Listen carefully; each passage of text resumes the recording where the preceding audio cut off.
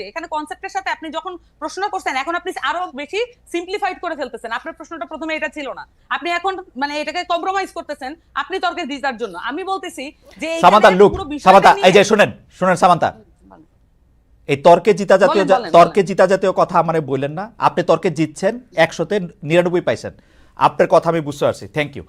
আমি একটা জিনিস জিজ্ঞেস করতে চাই। জি করেন। যে আপনি উত্তর দিতে পারেন, স্নিগ্ধাও উত্তর দিতে পারে, আমার কোনো সমস্যা নেই।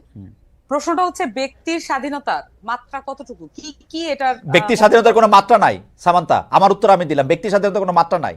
ব্যক্তি স্বাধীনতা দিয়ে বুঝবে একটা ক্রাইম করা পর্যন্ত আপনার জন্য সিআরপিসি আছে, পেনাল কোড আছে, এর বাইরে যদি সে কোনো কিছু করে সেটা আইনভাবে ব্যবস্থা নেবে। একটা ব্যক্তির স্বাধীনতা কত সালের পেনাল কোড আপনি নতুন করে করেন, আপনারা ক্ষমতায় আসেন নতুন করে করেন, যেটা এক্সিস্টিং আছে সেটার কথাই। এখনকার পেনাল কোড কত সালের? এখনকার পেনাল কোড কত সালের মানে কি? পেনাল কোড তো পেনাল কোড, পেনাল কোডের তো প্রতিদিন কত সালের পেনাল কোডের মধ্যে অনেক চেঞ্জ আছে। এটা 1858 সালে এই যে শেখানো পড়ানো বুলির পাশাপাশি এইটাও শোনেন, 1858 সালে যে পেনাল কোড আছে, বাংলাদেশে প্রতিদিন নতুন নতুন করে যে আইন এনাক্টেড হয়েছে গত 54 বছরে, তার মধ্যে ওই পেনাল কোডের আইনগুলি চেঞ্জ হয়েছে। গড়ে বইটা 1858 সালের, কিন্তু বাংলাদেশের হওয়ার পরে যত আইন হ্যাঁ সবগুলি চেঞ্জ হয়েছে। হ্যাঁ, তো যাই হোক, এইটা এখন যে জায়গায় দাঁড়ায় থাকে।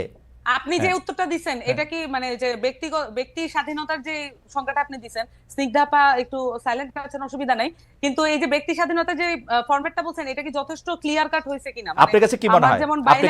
আপনার কাছে কি মনে হয়? আমি বলছি ব্যক্তি স্বাধীনতার ক্ষেত্রে আমি উত্তর পাইনি। আপনি আমাকে আবার জিজ্ঞেস করেন প্রশ্নটা, এটা আমি আগে উত্তর দেই। ব্যক্তি স্বাধীনতার প্যারামিটার মানে এই আপনি মাত্র আমারে জিজ্ঞেস করছেন, আমি স্পষ্ট বলছি ব্যক্তি স্বাধীনতার কোনো সীমাবদ্ধতা নাই। ব্যক্তির স্বাধীনতার সীমা হচ্ছে ব্যক্তির স্বাধীনতার সীমা হচ্ছে একটা ক্রাইম করা পর্যন্ত। যেমন ধরেন আমার ব্যক্তি স্বাধীনতা হচ্ছে, আমি বুঝি নাই ক্রাইম করা মানে, বুঝি নাই। আমাদের খাতা কলমে যেটাকে ক্রাইম হিসেবে গণ্য করা আছে, যেমন ধরেন আমার ব্যক্তি স্বাধীনতা নাই আপনাকে একটা টোকা দেওয়ার জন্য, এই টোকাটা একটা ক্রাইম, আমার এটা ব্যক্তি স্বাধীনতার মধ্যে পড়ে না। আমি আপনাকে এটা টোকা দিতে পারবো না, কিন্তু আমি আমাকে টোকা দিলেন, আমি মনে করলাম এটা একটা ক্রাইম, তাহলে আমি কি করব? না মনে করলেন না, আমি টোকা দিতে পারবো না, টোকা দেয়াই ক্রাইম। আমি মনে করলাম যে এটা একটা ক্রাইম, সেইটাই তো আমি তো বললাম যে টোকা দেয়া তো আসলেই ক্রাইম, আমি আপনাকে টোকা দিতে পারবো না, কিন্তু আমি নিজে রাস্তায় দ্বারা খাইতে পারবো, এটা আমার ব্যক্তি স্বাধীনতা। রমজান মাস হলো, তাহলে তো ক্লিয়ার হয়ে গেল। মানে এই বিষয়গুলো দেখুন, আপনি আর আমি যখন আলাপ করতেছি তখন কিন্তু একটা আলাপের মধ্য দিয়ে এটা একটা মধ্যস্থতা হয়ে যাচ্ছে। কোনো মধ্যস্থতা হয় নাই, আপনি কিন্তু আমার কথা বুঝতেছেন না সামান্তা, আমার কথা বুঝতেছেন না। আমার কথা আপনি বুঝতেছেন না, আমি আর একটু ভালো করে বলি। যেমন আপনার সাথে আমি যখন আলাপ করতেছি, যখন আমরা 3 জন মিলে আলাপ করব, আমরা যখন 10 জন মিলে আলাপ করব, কোনো না কোনো বিষয় এটা মধ্যস্থতা এবং এটা কমন গ্রাউন্ডে আসতে স্বাভাবিক। কিন্তু যখন একজন লোক হাতে একটা বেত নিয়ে একজন লোককে কান ধরে উঠবস করে, তার পাওয়ার শো করে, এটার কোনো সমতা নাই, এটার কোনো আর্গুমেন্ট নেই, এটা কোনো আলোচনা না। এটা হচ্ছে একজন লোক তার পাওয়ার শো করে আরেকজন লোককে ডমিনেট করতেছে, এটা হচ্ছে এই জিনিস। তার মানে এটা পরিষ্কারভাবে এটা অন্যায়, এটা করা ঠিক হয় নাই। এবং এইটার ব্যাপারে আমি জানতে চাইছিলাম এটার ব্যাপারে এনসিপির কি অবস্থা? না এটা এনসিপির অবস্থান তো আমি বললাম, এর চেয়ে ক্লিয়ার আর কোন মানে আপনারা দুইজনই আমাকে বেশ একটা ট্রায়ালের মধ্যে নিলেন যে আমি কোনোভাবেই এটা ক্লিয়ার অ্যানসার দিচ্ছি না। How can I be clear more than this? যে আমি বারবার বলতেছি যে এইখানে একটা লোক বারবার তাকে ডমিনেট করার চেষ্টা করতেছে, ক্লিয়ার ডমিনেশন যেটা, কোনোভাবে সমতা নাই।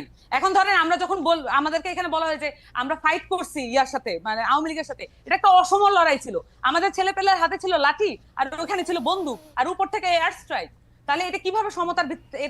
এটা তো লড়াইও না, এটা হচ্ছে পুরো খুন করার জন্য একেবারে আক্রমণ।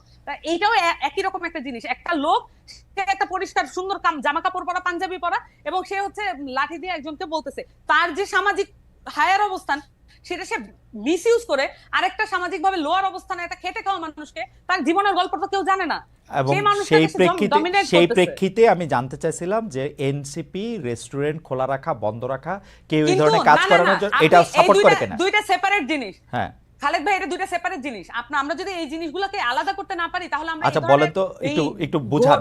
না এটা আলাদা জিনিস। আমি বলি, একটা জিনিস হচ্ছে যে আমি যখন বললাম যে আমি ঘটনাটা যখন বললাম যে এখানে একটা মানুষ ডমিনেট করতেছে আরেকটা লোককে এবং তাকে শারীরিকভাবে আহত করছে, এইটা একটা বিষয়, এটা আলাদা।